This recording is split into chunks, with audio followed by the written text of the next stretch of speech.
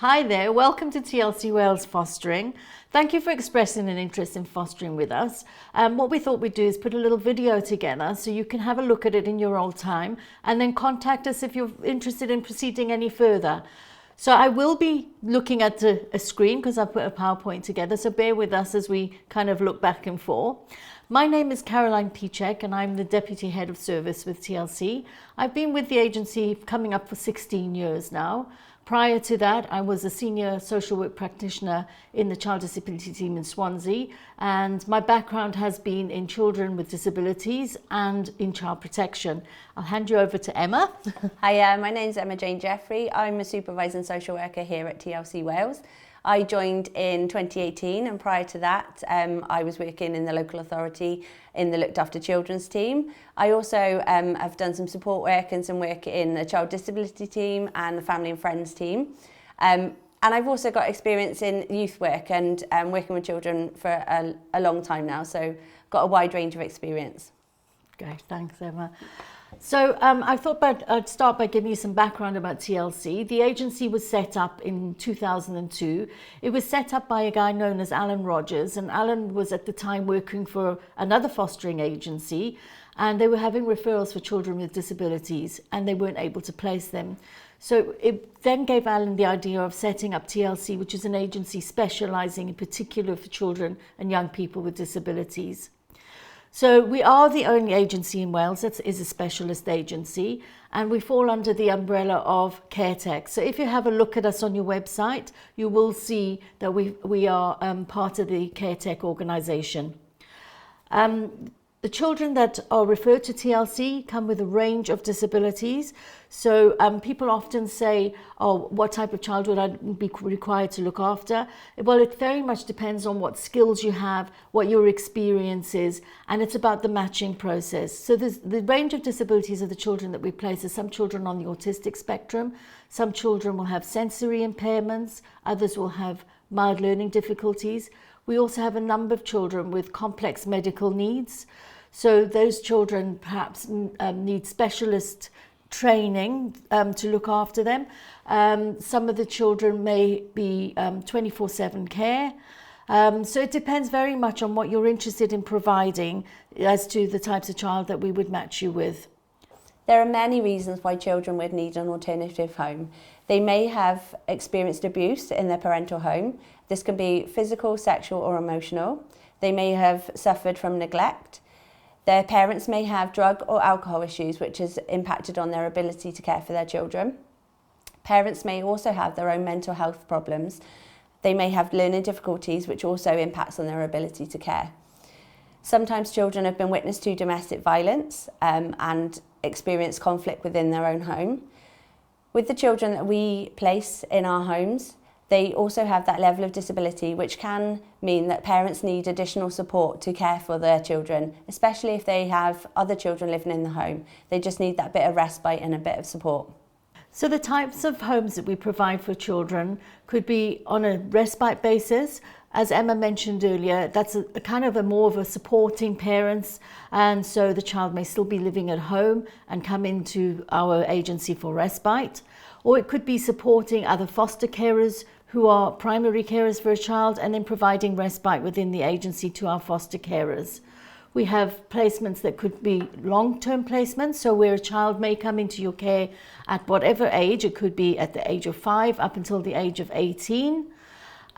We provide short-term placements, so a child might come into care just for a short period. It could be an assessment period, or also a child that's perhaps looking to be adopted at some time in the future, so we do pre-adoption placements. We have what we also call shared care placements, where a child may be living at home with their parents and be living in foster care for part of that week. So it could be 3 days a week with a foster carer and the rest of the time at home with a parent. The other types of placement we provide are for parent and child. So this is where perhaps a parent has a little baby and needs some extra support, and so the parent and the child would then come in to live in your home, and you would then work with them and support them to enable them to look after their child and gain some parenting skills. I'm now going to give you a little bit of information about the assessment process. So as mentioned earlier, the children that are referred to TLC have a range of disabilities. So in order to meet those children's needs, we're looking for foster carers who themselves also have a range of skills and knowledge base. So the process starts off with an initial inquiry. So after having watched today's video, if you're thinking, oh, I wouldn't mind finding out a little bit more, the next step would be to give us a ring. You can speak to myself or to Emma. And that is the initial inquiry process. So we will take a little bit of information from you, asking you why you'd like to foster, what you're interested in, the types of skills and experience you might have to be able to bring to fostering. From that, then, we usually would go out and do an initial visit in your home. Now, more recently, with COVID, we have been doing those visits over Zoom. We are fortunately starting to get back into visiting people in their homes, so it's likely that you would need to have a visit in your home. After that visit, and after we've had it usually takes about an hour and a half or so, that visit. After that visit, then we'll have a discussion with you and see whether you want to proceed, and also obviously see whether you're right for the agency and that we would be able to support you as a foster carer within our agency. So if that is the case, the next step would be you fill in an application form, and then that would really start the process. Okay, so then the next bit would be looking at, we do statutory checks, we look for references, we do DBS checks, and once you've been through that sort of side of the process, the next step would be that you would need to attend a 2-day skills to foster training. At the moment, that training is still being done over Zoom, and we don't really foresee that changing anytime soon, because we have found that people find it easier over Zoom because it doesn't mean you have traveling and things. So it is during the daytime, so it usually runs between about 9:30 to 3:30 over 2 days. The skills to foster training also gives you a heck of a lot more information about what fostering is all about, the role, the task of the foster carer. It looks at the reasons why children come into care, contact with children, maintaining children's identity. So there's a lot of information in those 2 days, and the feedback that we have is always even people who have previously fostered find it really interesting. It also gives you a bit more of a feel for the agency and what TLC is all about as well. Once the training's been completed, the next stage would be that we would allocate an assessor to you to undertake your assessment. Now, with TLC, Emma is the only social worker within the agency currently that undertakes assessments. The other assessors that we have are what we call independent assessors. So they have been working with us for many years, so they know TLC really well. They know the children really well that we place, and they also know what we're looking for in our foster carers. They work with you for about a 3-month period. It sounds like a long time, but actually in that 3 months is probably only about 10 visits to your home. You'll have a little bit of homework to do in between, but it keep you on your toes a bit, doesn't it? But yeah, so the whole process, what I say to people, it usually takes about 6 to 9 months. It is a very thorough process, and as you can imagine, it has to be. We have to try and ensure that, we are placing the right people with children to look after children, particularly with our children, because they are more vulnerable children in the population as well. So as Caroline mentioned, I currently do in-house Form Fs, and that is your assessment. The assessment is a bit like your life story. I look at your views on education, your views on working, your experience of being parented, your experience of parenting if you have your own children. And it is a lengthy process, but one that people find most valuable. So it's a worthwhile experience. At the end of that assessment, we make a recommendation which goes towards panel about your approval. So what sort of child you'd be best skilled to look after, what sort of age, what sort of range. So that goes to the panel. A foster panel sits once a month, and they would look at the assessment. Myself and you as the applicant would attend panel. They can only make a decision based on the recommendation that then goes to the agency decision maker to make the final decision on whether you should foster. So the whole process can be quite lengthy, but from the minute you make your inquiry to the decision from our agency decision maker is about 9 months in total. I'm now going to hand you over to one of our foster carers. Sarah's been fostering with TLC for a number of years, and she can tell you a little bit about herself and her experience of fostering with TLC. Hi, I'm Sarah and I've been a foster carer with TLC Wales for 14 years. I came into foster care because my then partner's mother fostered through TLC. So we had a link to TLC through my ex's mother. We initially came in to do respite. So we started the Form F. It took about, I think it was nearly a year for us to go through the Form F because we were having renovations in our home as well. So it took us a bit longer than what was at the time, was around 6 months to do Form Fs. So it took us about 12 months, and then we went to panel, and as you would expect, it is nerve-wracking the thought of going to panel, but we'd had lots of conversations with our assessor, and she was lovely, and it was really easy to talk to her, and it was the same going to panel. They were really lovely people. They asked interesting questions about our background and why we wanted to foster, so it was really, really not as hard as we thought it was going to be. So then we were approved to do respite initially, and we started with respite placements, and it was sort of like once a month, something like that. And then not long after, our then supervising social worker contacted me and asked how we felt about taking a sibling group.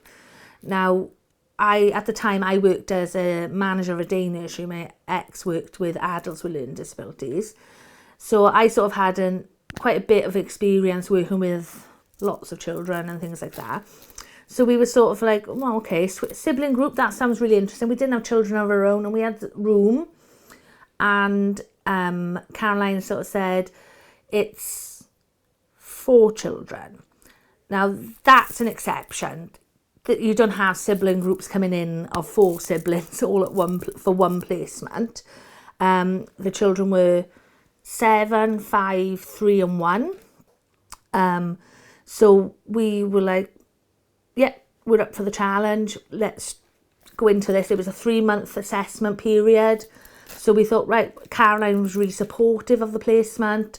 So we went in guns blazing and took on this placement of 4 children. When they came in, because obviously with TLC being a specialist agency, there were disabilities within the sibling group. We were initially told that the eldest had severe learning disabilities. She was deaf, profoundly deaf, and she was the reason they were coming through TLC. And the other children, we didn't really have a lot. There was no diagnosis at that time. The 3-year-old was having autistic assessments done, but there was no diagnoses. And 14 years later, I've still got the same 4 siblings still living with me. I'm now dual registered as an adult placement through ATEGI because the eldest is severe learning disabilities, so she falls under the adult placement. This 19-year-old is now under when I'm ready, because she's not quite ready to move out. And then I've got 17 and 15 who are still under TLC. So during my 14 years, obviously, we've had lots of ups and downs. We've had several diagnoses added to the children. So we've got 3 ADHD diagnoses. I've had one go on to statement, who's now actually come off her statement and is now mainstream and doing really, really well. So I think the main thing I've got from my 14 years is that the achievement of seeing the children progress, how their achievements, what they've overcome, how they've developed into happy young adults. And for me, that is the main reward from my fostering experience. Again, during my 14 years, I had a relationship breakdown, and TLC have supported me through that. That was 8 years ago. So for 8 years I've been on my own with the children, and in the beginning TLC put in provisions to make sure the placement didn't break down. So the elders had challenging behaviours, so we were given the opportunity to have extra respite for her, and then that moved on to shared care provision with another carer, and that really worked well for us because it meant our little social group grew. We had extended network of support, and we had this link, and it was really beneficial, and so much so that now as an adult placement she still continues to go to the same family for her respite. So it's very much all linked and all very close, and that's one of the things that for me has, I suppose, why I've stayed with TLC through the years, is because of that support and that level of support. You feel part of a family network, if you like. I know that if I have a problem, my supervising social worker is not available for annual leave, sickness, whatever, I can contact the office and I will speak to someone who knows me. I will speak to someone who will be able to give me advice and pass me on to an available supervising social worker who again will know me. So it's not a case of your number and they take a note and need to read your file and find out all this information. Everyone knows who you are. They know your circumstances, they know the children, they know what the placement is involved. And that for me is really, really important. I feel like I'm part of a team, not a number on a sheet.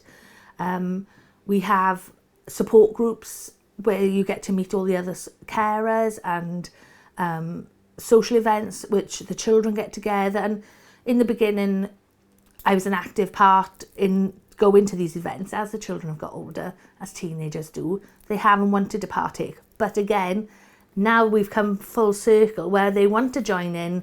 We've just been to Pembrey and done to tubing and tobogganing, which they loved. So yeah, it's all about connections and meeting up during lockdown. Again, really difficult as a single carer to not feel completely isolated when we're all isolating. But so TLC made sure that we had weekly Zoom meetings for support, which meant you could see other carers, which meant you could let off how you're feeling, how lockdown was going for you, the angst of trying to homeschool these children, which was difficult for everyone. But considering we've got children with disabilities, it was really hard. Again, doing training, we've gone through lockdown, still continue to do our training, again on Zoom, and it's been really good. TLC's training is always really, really interesting. It's not one of these where you think, oh, that was 7 hours of my life just wasted, because I've never ever for any training I've attended felt that way. It's always engaging. The trainers are really professional, really want you to partake in the training process as well. We've had, again, because there's not a high turnover of staff in TLC, so you get to know your supervising social worker really well. And even though I can say I've had 4 supervising social workers in my 14 years, I've never felt uneasy about who I've had as my supervising social worker, because I've always known who they are. I can talk to them, I can phone them up, I can email, I can text, and we have that really good connection. And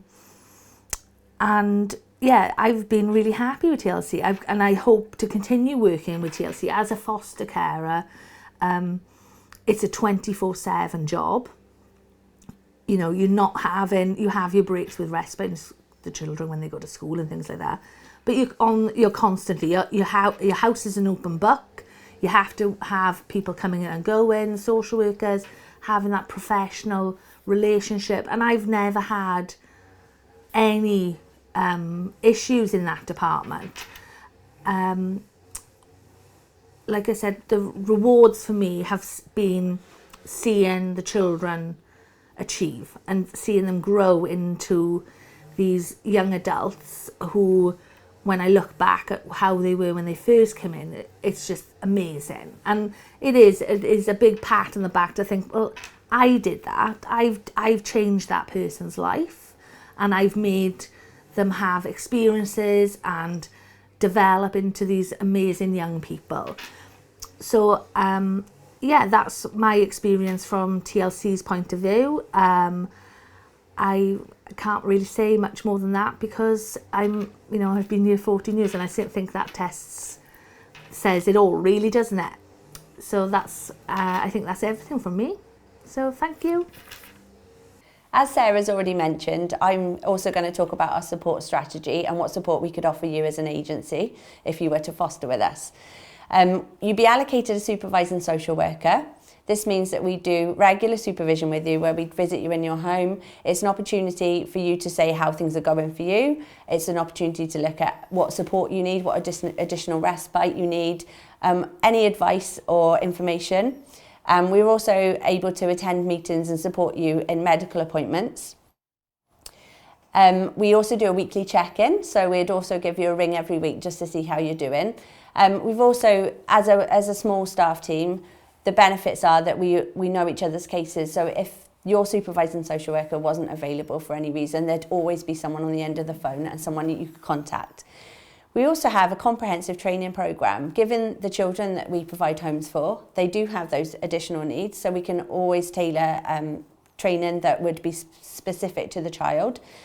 There are mandatory training courses that you would need to complete. These are online at the moment, and it's not envisaged that we would be holding any one-to-one sessions or any group sessions anytime soon. Due to COVID. However, this has worked really well for carers because it gives them the opportunity to dip in and out of courses and take the training at their own pace. It is all online and it is flexible. We have an on-call service, so there'd be someone on the end of the phone 24/7. We rotate this within our staff team, so we've always got a supervising social worker and a manager if you need anything out of hours. We have regular social events and support groups for our carers. It has been, obviously with COVID, it's been more difficult, but we've held lots of virtual coffee mornings, we've held bingo, we've held quiz nights, and it's been really fun. And we envisage doing get back to our normal social events. We have consultation with the children and young people that we have in our care as well. We also look priority that the children that you have in your own family are part of that fostering process. So we have social events for them as well, the children who foster groups. These have been going to the theatre, going for a day trip to Folly Farm, Oakwood, and it really is a family feeling when you attend the events. You can speak to other foster carers, you get to know other situations, get advice from them as well. It's a nice way of thanking the children as well and it recognising the input that they provide to fostering as a well, family, isn't it? So yeah, we've got consultation for the children who are fostered as well, because we like to have their input into our children's guide and to any policies and the way we work, really. As a foster carer with TLC, you get a fostering allowance. This is tax-free, so it shouldn't impact on any benefits that you may be on. We also provide our foster carers with 14 nights allocated respite, so this is included in your support package. If you did have a child with additional needs that were quite complex, this would be part of our discussions and it can be increased. But those discussions would take place when the child was placed with you. We also, as TLC, give membership for Foster Talk. And this is something independent that you can go to outside of the agency to get advice and guidance. They often do webinars and seminars on benefits and advice, tax, self-employment, that sort of thing, but they also offer legal advice as well should you need it. So that concludes our little video for you. I hope that it has given you some more information. If you'd like to find out more again or have contact with us, if you've got any questions that maybe we didn't answer, please feel free to give us a ring. We'll put up the email addresses and our telephone number, so hope to hear from you soon. Thank you. Thank you for watching.